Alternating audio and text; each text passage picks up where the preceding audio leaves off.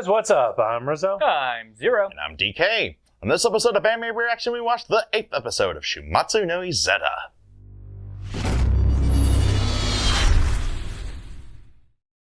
If you want to check out our reaction to the 8th episode of Shuumatsu No Izetta, hit that link in the description below. And be sure to give us feedback in the comment section because we love hearing from you. And as always, if you like what you see, subscribe to Otaku Saga, and don't forget to like and share our videos. And thanks for watching. So, buckle up, kids. This one's going to be a bumpy ride. So in this episode, it had Lieutenant Ricelet parachuting into Ildstadt to meet up with the spy that was part of Jonas's company. Yeah, I don't think his name's been dropped. Yeah, I can't remember anyway. No. And it's not really that important. But he's sent to meet up with the guy in the old capital. But they drop him quite a ways away from the old capital. Well, he said the wind kind of caught him and took him for a ride. Yeah, but it looked like they dropped him like tens, if not hundreds of miles away. Well, you can't just drop him in the capital. Well, no, but Yeah, I'm pretty sure that might be just because, in order to keep as low profile as possible. Yeah. Yeah, probably could have done a better job by targeting, but, yeah. Anyway, but yeah, so on his journey to get to the capital, he ends up catching a ride with Bianca and Latte. Yep. Latte. Of all the people to pick him up, right? Small world, or... I don't necessarily have a problem with it as, story device, whatever. Yeah, you got to build up that little relationship, No, they really didn't have to. That was a completely unnecessary thing. I did feel that story arc was unnecessary, especially the way that they ended it with... The shootout there. Well, it wasn't necessarily shootout, it was basically suicide by cop. They took a lot of effort to humanize Ricelet. Yeah. Like, you feel like he may want to move over. Yeah, he may want to defect or whatever. Yeah. Or at least have conflicting feelings. I think that's the war. biggest problem I had with this little story arc was that there's no real payoff for it. Absolutely none. The only thing that really changes here is that Bianca might be a little upset for maybe like an episode or two. Yeah. Maybe. But I do want to get more into that, but there's still more to cover. Yeah. So yeah, Bianca ends up taking him all the way into the old capital. He ends up staying at the inn of Latte's mother. Yep. Or her family or whatever. Whoever she was going to visit in the capital. I really didn't pay attention to her because I find her kind of annoying. All the characters, the hell with them. I mean, annoying goo. But yeah, so Ricelet ends up staying at that inn. Bianca also ends up staying at that inn. We actually get like a narration of the actual White Witch fairy tale. Yeah, during the whole, the introduction and the scenes kind of going through Ricelet's stay in the old capital. And actually, that's a really big clue as to how I think this conflict's going to go. Because I'll let you continue on. But I mean, I enjoyed hearing the legend. I think it could have been done better. But we continue on with the humanizing of Ricelet in the hotel with basically, he and Bianca share dinner together, and they kind of talk, and of course it's ended that Bianca, has feelings for him or whatever, even though they met like the day of. Bullshit. Yeah, I don't know. I'm just whatever.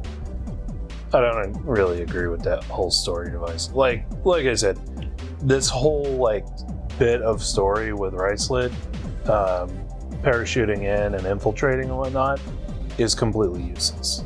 Totally. They could have just sent that other spy, and you would have gotten the same thing, minus the bait and switch love story, and then you would have still had Ricelet as a character to work with. As we continue, Ricelet ends up meeting with the unnamed spy who's been, parading around Illestat, who basically shows him the way into the castle. Well, actually, Ricelet's the one who has the information on how to get into the castle, because he got it from Berkman, who got it from the warehouse number 9, basically. And basically, they got it from somebody who worked on the castle or something like that, who had it buried with them or some shit like that. Yeah, I'm like, what? How? Would have liked to see that, and I said something similar last week. Could have just dedicated an episode to Berkman's time in warehouse or in Division 9, just finding that map. Yeah. And that could have explained it. But not only that, it's just the kind of mental gymnastics that Berkman must have had to come to these conclusions is ridiculous. Like, okay, so they've closed off the old castle to anybody who's not part of the military, basically. Right. So they've closed off access to the old castle. Okay, I can infer from that maybe there's something going on there. Maybe. Maybe there's a particular reason why there's obviously a particular reason why they've closed it. Maybe it's unsafe, or maybe it actually has to do with national security or something like that. But you wouldn't know the answer immediately. Yeah. And then on top of that, for him to know for a fact, because it shows in this episode that he does, for him to know for a fact that there's a map in the basement of the old castle that shows where the magic is effective and where it's ineffective. Yeah, basically the witch's greatest secrets. The greatest secret. If he already knows all of this, then why send Ricelet in the first place? Well, he doesn't know. Well, if he knows there's a map, he doesn't know what the map looks like. Yeah, he knows there is a map. Doesn't know that where all the locations are or whatever. But it's still just a little on the ridiculous side that he knows all this. Yeah. I mentioned, I think, at the end of the reaction, but I was gonna call out Reich as well, because there's a part where it shows him going, the spy's heading to the old capital, or the spy's been spotted in the old capital. And I wasn't going to call him out because I thought he was talking about Ricelet, but he was actually talking about the spy that was with Jonas's group. Yeah, the one they were chasing. So that actually makes sense. That's fine. But yeah, just so ridiculous that they would know, that Berkman would know all that. Yep.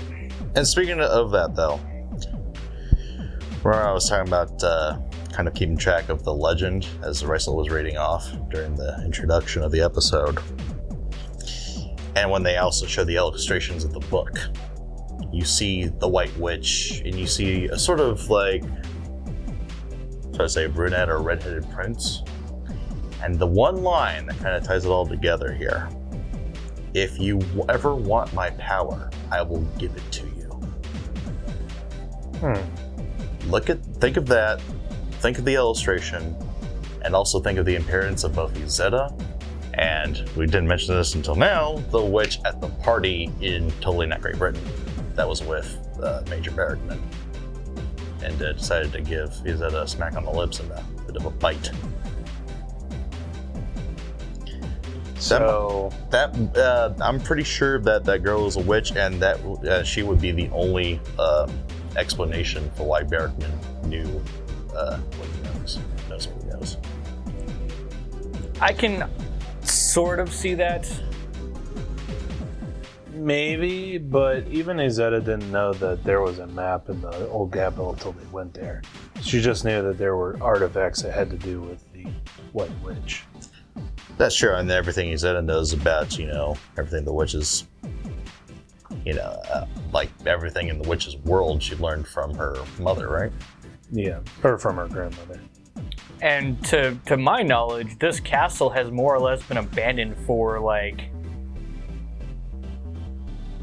Quite a while. a few generations. Yeah. But again, though, what I'm getting at is because of that line in the legend, what if the witch gave the power to the prince and made 2 lines of witches?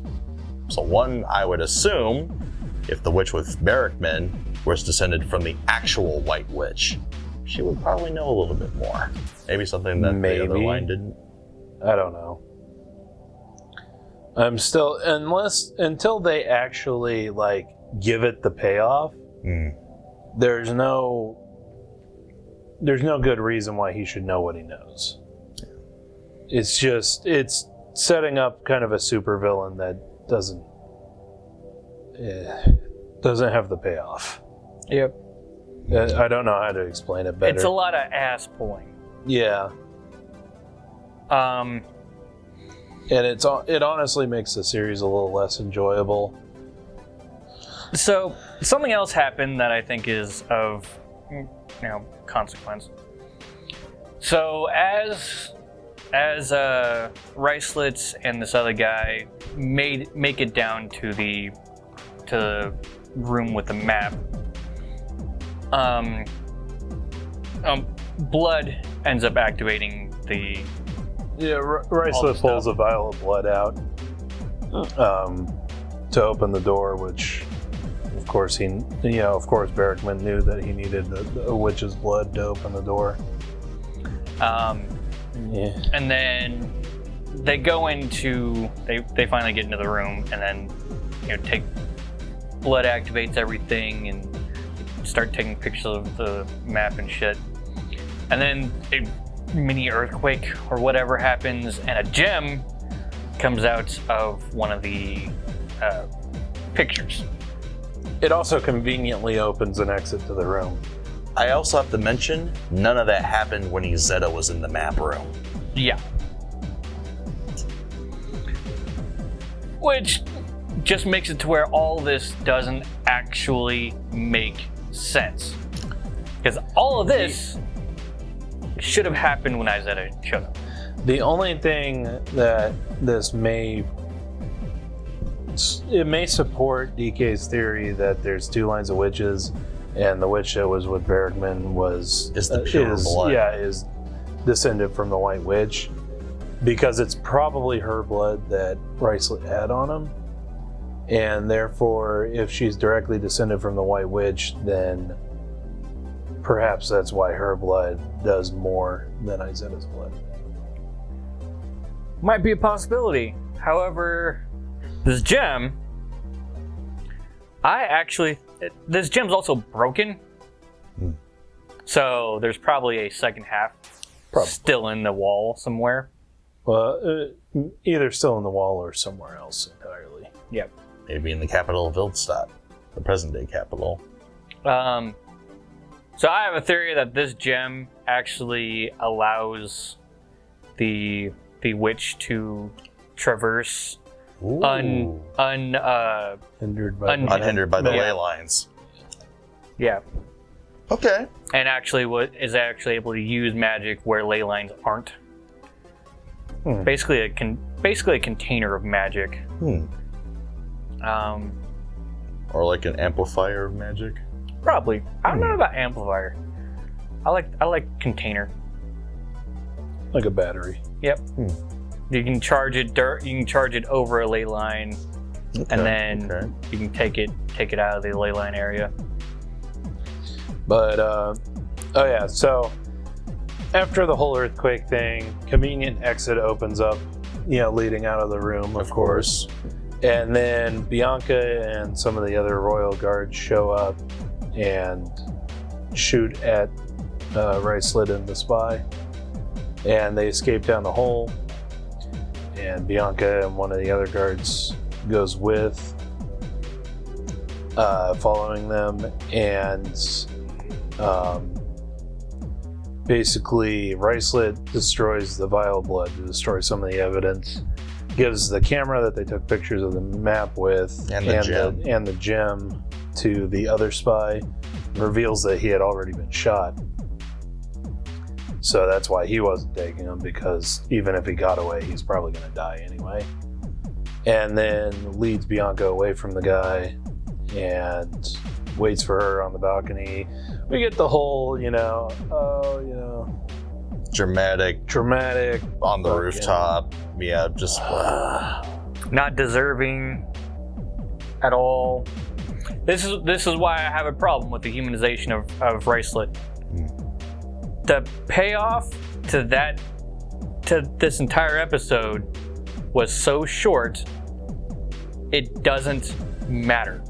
It's not impactful because you don't have much time to really focus on developing Ricelet as a character, which they try to do over the course of one episode, and half-heartedly during his scenes when he's talking with Barrickman over the past several episodes. But yeah, the impact is just not there. Well, yeah, the whole impact is negligible. Again, we would have gotten the same exact payoff if they never sent Ricelet. If it was just that one spy, then we would have had the exact same thing minus the whole faux love story. So it's just, I'm sitting here wondering why. And then after that, we get the cherry on top of assholes. The unnamed spy is running away. Yeah. And it seems like he's gonna get away. But I may point out what a dumbass. He's running away in plain sight of the castle. Like, he's in a forest, but he just happens to be going down like a path or something that's clear enough for one of the royal guards to snipe him, and he could have disappeared into the trees. Anyway, royal guard snipes him, tells the other royal guard to go find the body, but apparently she doesn't even keep looking in that direction. Like, if it were me, I would have kept sighted in on that location to provide cover fire. Yeah, until one of my people got down there. Exactly. But instead, we get another not Germany spy showing up and picking up the camera and the gem and leaving with them. Yeah, that really took it. I also want to point out that other not Germany spy is totally that old man that they hit on his cart. Yep. Who the spy had said earlier was not German. Well, yeah, who said earlier that the guy didn't know that they were on his cart. It's really, really, really, really, really, really, really, really ass-bully. I don't know which is pissing me off more. You guys haven't watched it, but I've been keeping up with Dragon Ball Super, and the last couple episodes have literally given me headaches watching it. And that's what this has done. It's literally like, I can't get my head around the ass pulling. Yeah. Like, there's so much BS here. Absolute BS. Well, at least with Dragon Ball, you come to expect it after decades of it. Not in this way. That bad? That bad. Jesus.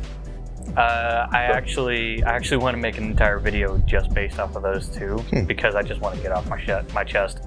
But if it's as bad as this, then damn. Yep. This is pretty bad. Especially with the hereto unknown, not German spy, the old man driving the cart, that when he made that reveal, that just took it out of me. Yep. So, fucking hell. We also find out at the end of the episode that the not United States who pledged to send troops to Ildstadt to help them out. Technically, it's not it's not like the president or anything. It's just the ambassador that was there. Recommends to the president that they send troops to take over Ildstadt and Germany, or not Germany. So, Freedom. They yeah, need it. sounds like Ildstadt needs some freedom. I wonder if they found oil or something. I am not sure if they will have time for that. No, probably not. And I mean, probably- they're running out of episodes at this point. Yeah. And at this point, I don't think that this is going to get that payoff at all.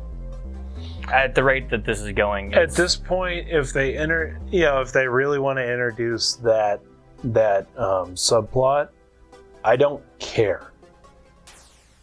Like, they haven't made me care enough. They barely have enough time to introduce and resolve the plot with the other witch. at this Exactly. point. yeah, So They there just you go. don't have the time to make me, to give the payoff for it. Yep. So I really don't want it. I don't care at this point. Yeah. So the United States of Atlanta can remain a title for an Outcast album, and not a plot element. But Sorry. if there was more stuff about the Warehouse 9 bullshit that Barrickman ended up dipping his hands into, we need it now. Yeah. If we cannot get it in the next couple episodes, I cannot justify recommending this anime anymore. And it's all because of this episode.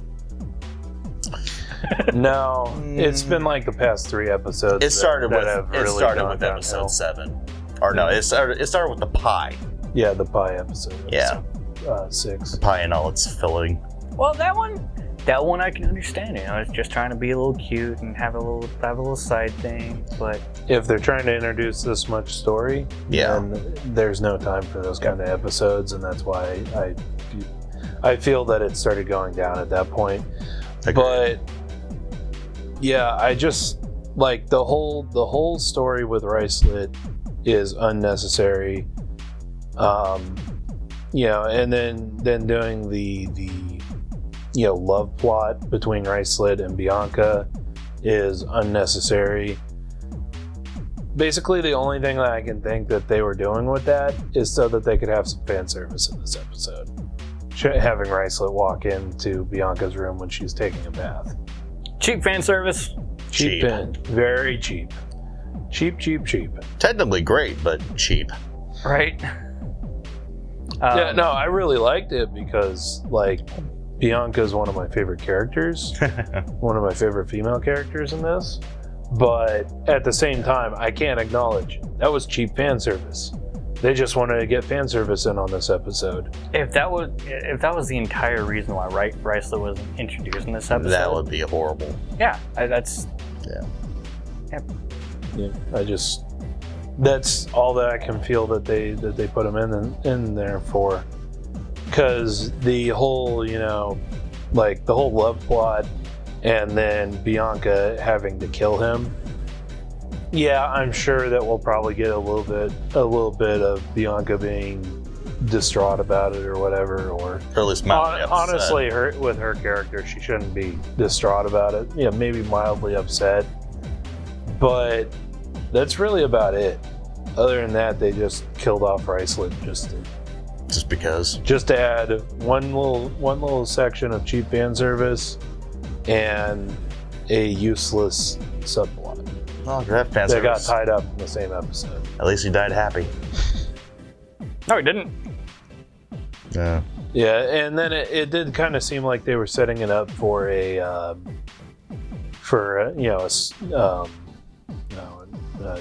what do you call it? Him switching over to A Ildstadt. defection. Yeah, they set up kind of a defection thing, but then But even that was kind of half-assed. yeah, it was kind of half-assed, and then at the end of the episode, he's still like, "Oh, I can't deceive my fatherland." Actually, that's it.